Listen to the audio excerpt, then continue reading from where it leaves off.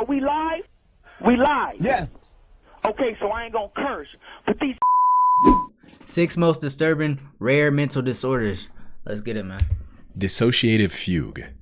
Dissociative fugue is a rare condition where a person forgets everything about themselves and their identity. However, what separates a fugue state from something like amnesia is that the person suffering from this condition is not confused or scared by the sudden memory loss. Instead, they're fully aware of their surroundings and often travel to some faraway location almost as if they're searching for something.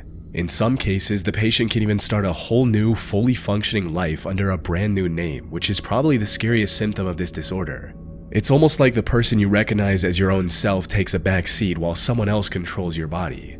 These second lives can look so normal that unless someone knew the person before, they'd have no idea they were speaking to someone experiencing such a disturbing condition. Someone can also spend months trapped as this alternative self, living a brand new life, while to their loved ones they're a missing person. Now, we still don't have a clear picture of how such a disorder is even possible, but we do know that it has a strong correlation with amnesia and, more importantly, dissociative identity disorder, which is also known as multiple personality disorder. As for what causes such an extreme disorder in the first place, the reasons can range from severe mental and physical trauma to the use of psychotropic substances and, in some cases, even as a side effect of dementia. Fortunately, there hasn't been a single case of dissociative fugue becoming a permanent part of someone's life. All patients eventually come to their senses, only to find themselves in an unfamiliar location with no recollection of how they got there. However, while some regain their memories shortly after emerging from their fugue state, others remain unable to recall anything about themselves, which is what happened with Jeffrey Allen Ingram. Bro, that's actually kind of, if that's really a thing, which they're saying it is, bro, imagine you start a whole new life, do all these different things, and you like don't even know how you even got there. So like, do they come back to reality and be like, not reality, but do they come to their like senses and be like, oh shit, why am I here right now? Like, how do you do that? That is kind of scary, for real, for real. Like, if you start a whole new life, went to a whole new location, and then your disorder kind of pauses for a second, and you go to your normal state and be like, yo, I'm in Thailand right now. Why? That's crazy. On the 10th of September 2006, I don't know if that's how Jeff woke up on a I don't know if that's how it works, but I'm just saying. Sidewalk in Denver, Colorado. Now, of course, waking up on the sidewalk would be distressing enough on its own, but Jeff had to face an even harsher reality. He had no memory of who he was and how he got there. It was early in the morning. I'm not sure at what time. It looked like the sun was just starting to come up, so there was some light there. I was half picking myself off of the ground, and I had no idea where I was. I didn't recognize no buildings, no streets, no nothing. He frantically searched his pockets, hoping to find an ID or any other document that had his name. Unfortunately, all he found was $8 in cash. After failing to remember a single detail about his past, Jeff turned to the people in the vicinity to ask for help. Sadly, they were less helpful than he had hoped. To them, Jeff looked like a crazy person on drugs. And it was extremely, extremely terrifying. They turned me away as if I was, someone that lives off of the streets or was some kind of a psychotic person, like you don't know where you are kind of thing. Without any other option at his disposal, Jeff started working toward the most logical solution he could think of at the time, finding a hospital. However, he didn't have enough money on hand to get a cab, so he set off on foot and eventually found a hospital after walking continuously for 8 hours. But due to his complete memory loss, even getting an appointment at a hospital was a challenge. And I ended up walking into Denver Health. I walked up to where they take the admissions and stuff like that. Why do they keep zooming on this nigga hair, bro? His bald head. Like, I didn't want to even mention this, but they keep zooming in on this nigga hairline, bro.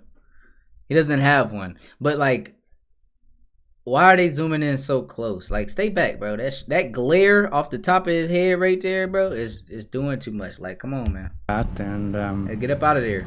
Get up out of there. I need help. They go, okay, well, what is your name? I said, I have no idea. That's what I'm here for. She says, well, you got to put something down. I said, I don't know my name. Like, you guys don't understand. So they just gave me a name and stuff there. You know, John Doe. Still drilled me. What's your name? I said, I don't know. You know, and I'm in tears at this time. I'm shaking really, really bad. I can barely stand up. While in the hospital, the doctors tried everything they could, from medication to therapy, to help him recover his memory. But even after 6 weeks of treatment, This is random, but listen, this is random. Them is some sharp therapy to help him them is some sharp ass sideburns, bro. That nigga got a clean cut right there on them side. It almost look fake. All right, recover his memory. But even after shut 6 up, weeks bro. of treatment, You saying Jeff random had shit zero sometimes. clue about his identity. That's what I do. The only option he had left was to make his face as famous as possible, so maybe someone from his previous life could identify him. So on October 22nd, he went onto national TV to ask for help. I don't know. It's hard to explain. I just try to look for information in my head, and it's not there. It's just blank. Yeah. What's the hardest part about that then? About not knowing? It's very stressful, yes. Can you do me a favor? Can you take off your hat so we can see what you look like without the baseball cap? Because people may... Why do they keep having him show his bald head? Can you take your hat off so I can see your bald ass shiny head? Goodness. remember you that way. And do you know if you always wore glasses or you just have no idea? I have no idea. Why don't you take those off as well so we can see what it looks like without the glasses? Luckily, his fiancée, Penny Hansen, recognized him and immediately contacted the police. She also gave them pictures of the two together to prove that she was telling the truth. Damn, she lost some Jeffrey weight. Ingram hugged his fiancée today, who just A little 24 bit. hours ago, he couldn't even identify. Yeah, her face He didn't slimmer. even know himself. As it turned out, Jeff was a 40-year-old machinist from Olympia, Washington. On September 6th, he went out to visit his friend in Canada who was dying of cancer, and that's when he went into his fugue state for the next 4 days. The stress of knowing that a dear friend could pass away at any moment due to terminal illness was likely what triggered the disorder. However, it's important to note that this wasn't the first time something like this happened to Jeff. He had experienced the same issue twice before, with him going missing for 9 whole months back in 1995. Though he did regain his memory quickly after waking up from that fugue state. Unfortunately, the same did not happen in 2006. As romantic as it would have been, he didn't regain his memory after seeing his fiancée after nearly 2 months. And it took years for him to readjust into his old life. In order to prevent such confusion in the future, Ingram ordered GPS shoes and had his identity information tattooed on him. He also started wearing a zip disc with medical information around his neck. The most unsettling I ain't gonna part lie, of the that's a hard tattoo. Yo, what you trying to get? Nigga, some shit so I know my identity and shit like that? Like, go ahead and tattoo my identity on me real quick so I know. That's kind of tough. incident, however, was that he remembered having 2 children who died in a car accident. And what came out of that? Any clues? A few clues that I might have worked in New York or in the New York area. That I did have a family, That you did have a family? a wife and 2 kids, and they were all killed in a car crash somewhere by a drunk driver. Maybe in the New York area, we're not sure. But according to Penny, Jeff never had any children before. As to why he remembered something so traumatizing even though it wasn't true, we'll never know for sure. What if that was a dream or something? Like, how the hell you think you got Have a you wife ever and noticed 2 how kids? difficult it Like, is to find and cancel active subscription? Oh, we're not doing this shit, bro. We're not doing Rocket Money. Get to this shit right here. Alien hand syndrome. Alien hand syndrome is exactly what it sounds like. A person loses control over one of their hands, usually the left. This quote, alien hand moves on its own, often in unpredictable and creepy ways, making the patients believe that the hand attached to their body is not theirs. What makes this condition even more unsettling is how the alien hand can directly contradict the other. Imagine flipping on a light switch only for your rogue hand to immediately switch it back off. It can also be violent towards the patient, with some reports of the affected hand trying to choke the patient, which is a truly disturbing thing to experience. And while we don't fully know why something like this occurs, we do know that it's more common in people who have undergone. I thought about something, but I don't know if I'm gonna say it. I don't think I'm gonna say it. I'm just gonna keep it to myself. I'm not gonna say it. On split brain surgery in the past. For those who don't know, our brain consists of 2 hemispheres that are connected in the middle with a bridge of nerves. Our motor functions are also split between the 2 halves. The left brain controls our right side, while the right brain controls the left. More importantly, the left hemisphere governs our ability to speak. It's where our language centers are housed, the part of us that can articulate thoughts. In a sense, it's the voice of who we are. However, during a split brain surgery, the corpus callosum, which is the bridge that connects the two hemispheres, is cut to treat severe drug-resistant epilepsy. And as the theory goes, split brain surgery removes the right brain's ability to communicate its intentions with the left brain, which, as we discussed, controls speech. In silence, the right brain remains conscious, aware, and functioning, but with no voice to express itself. And since it doesn't have a way to vocalize its intentions, the right— Why your right hand don't want you to open the door, turn the light off, make the bed? Like, what's up with the left side? Nigga, the left side ain't really working with the right. Like, well, come on, bro. Let's just do some basic shit. Open the door. brain often resorts to moving the hand under its control. A real-life example of this is Karen Byrne in New Jersey. She had the split brain surgery when she was 27 years old to treat epilepsy, and it was a success. That is, until her left hand started moving on its own. In an interview, Karen explained the first time this happened during a doctor's visit. Quote, "Dr. O'Connor said, 'Karen, what are you doing? Your hand's undressing you.' Until he said that, I had no idea that my left hand was opening up the buttons on my shirt. So I start rebuttoning with the right hand, and as soon as I stopped, the left hand started unbuttoning them. So he put an emergency call through to one of the other doctors and said, 'Mike, you've got to get here right away, we've got a problem.' She also explained how it now hinders her day-to-day life, stating, 'I'd light a cigarette, balance it on an ashtray, and then my left hand would reach forward and stub it out. It would take things out of my handbag and I wouldn't realize, so I would walk away. I lost a lot of things before I realized what was going on.' Worst of all, the left hand sometimes lashed out against Karen and started attacking her out of the blue. Ultimately, if the split brain theory is true, it brings up some unnerving questions about who we are. But as creepy as some of the implications are, I doubt we'll get concrete answers anytime soon, since this disorder is so rare that it's hard to study. Plus, our brain is way too complex to fully understand with our current medical technology." Bro, think about it. How can you... Okay, the brain is what I use, what y'all use, what doctors use to do things. The brain is the hardest thing to actually understand, and it's like, how can you do surgery on something that you barely understand yourself? Like, I don't understand that. That's what I'm confused about. Cotard syndrome. I don't know why I just talked right there. Cotard syndrome, also known as Cotard delusion or walking corpse syndrome, is a rare mental disorder where a person believes that they're dead, don't exist, or have somehow lost their internal organs or blood. It was discovered by Jules Cotard, a French neurologist who first described this condition in 1880. He described this disorder as a previously unrecognized form of depression, noting that those affected exhibited many traits commonly seen in individuals with severe depression. They would stop taking care of themselves, become emotionless, and drive zero enjoyment out of activities they used to enjoy before. But later studies confirmed that the walking corpse syndrome wasn't a disorder on its own. Instead, it was the result of extreme depression and anxiety leading to psychosis and schizophrenia. Near-death experiences can also have a similar effect, where someone regains consciousness after getting very close to death or even dying for a few minutes before getting resuscitated by doctors. Something like this happened to Army veteran Warren McKinley, who got in a horrible motorcycle accident. And while he survived the accident, the resulting stress and head trauma in his frontal lobe caused him to develop the walking corpse syndrome. What I felt was, what's the point? And that's how you felt emotionally. What's the point? Why I was at Headley Court and they were trying to help me and to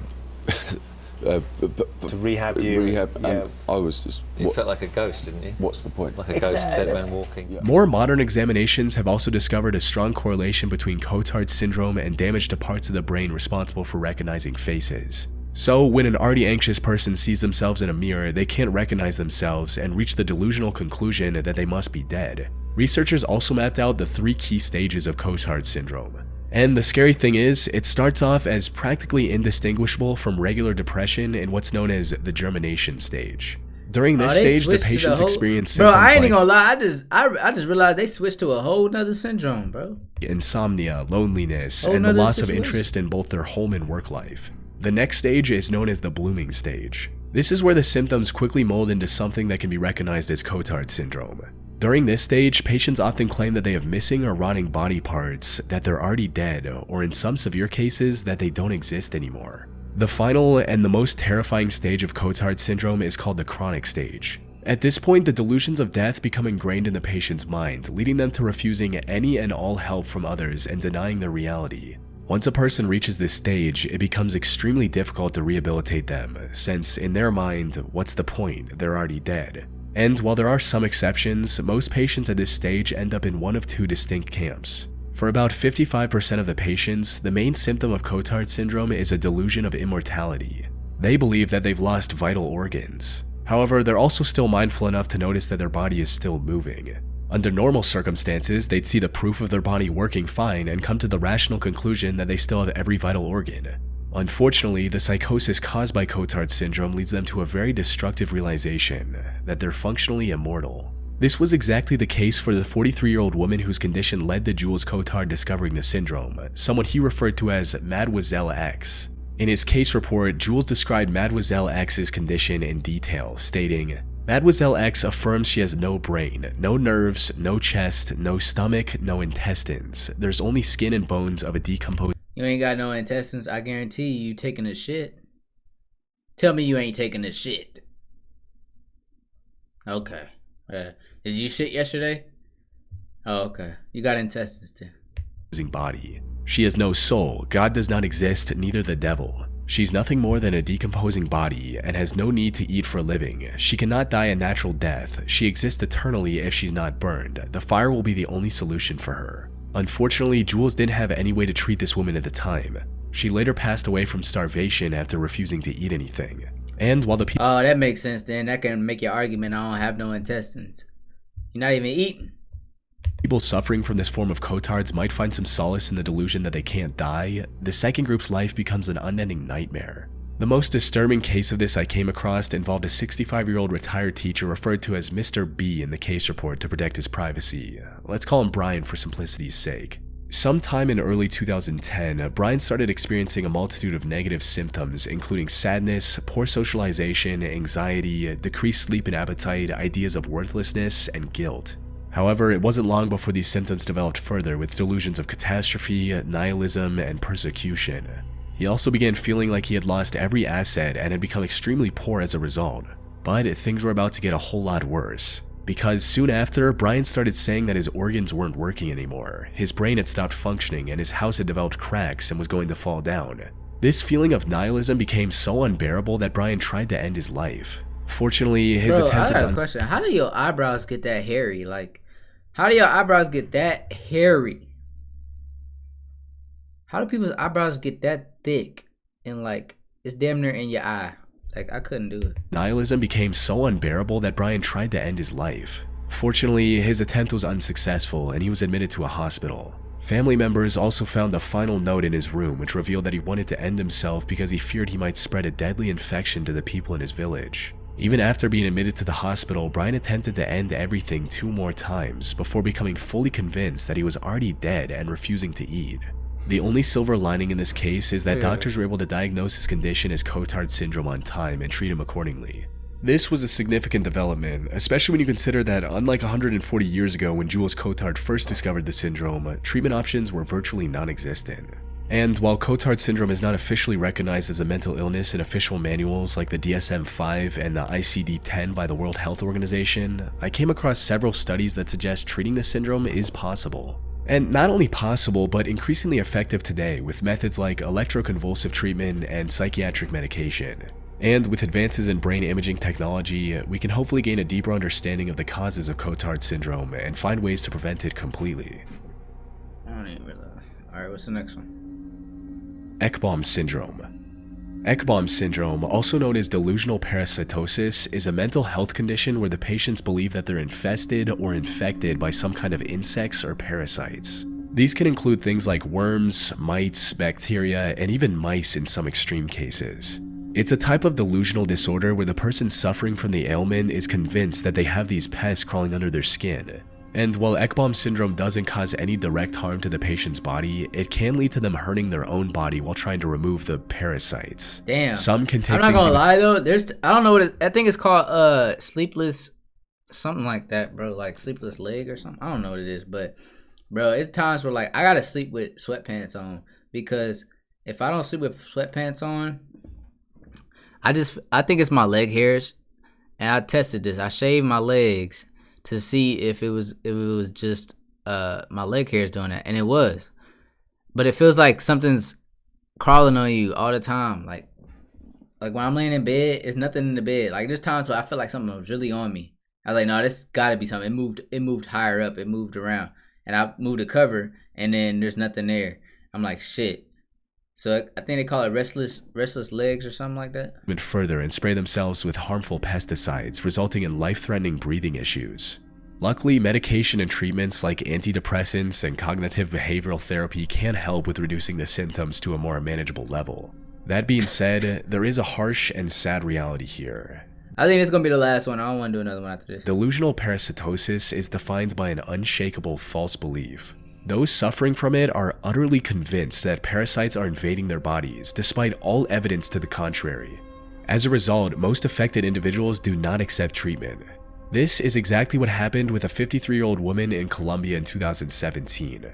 By the time she sought medical help, she had already been living with Ekbom syndrome for 5 years. Her symptoms included depression, constant itchiness, and even visual hallucinations. Man, cut them She nails. also explained how she'd been using various toxic chemicals to clean her skin and clothes in an effort to get rid of the parasites living in her body, but nothing worked. In addition to all of this, she also brought a sample of what she claimed to be the parasites. But testing these specimens showed that they were nothing more than dried skin, likely some that she peeled off. And when the results of blood tests came clear as well, the physician tried to explain to her that this was a mental disorder and recommended a psychiatric evaluation. However, she was completely convinced that the parasites were real. So, when the doctors didn't agree with her evaluation, she stopped responding and didn't go through with any treatment for her condition. Hopefully, that woman received the medical attention she needed and is now living without this excruciating disorder. Though, given how she responded upon first learning the truth, I highly doubt that's the case.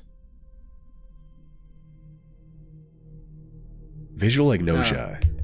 Alright, if this doesn't sound interesting, I'm turning this off. Visual agnosia is a rare vision-related disorder where the affected individual has trouble recognizing objects. No, I'm okay. I'm okay. That's the video, man. That's another reaction. I'm gonna catch y'all next time, man, for sure. My nigga. I live inside my own world of make-believe.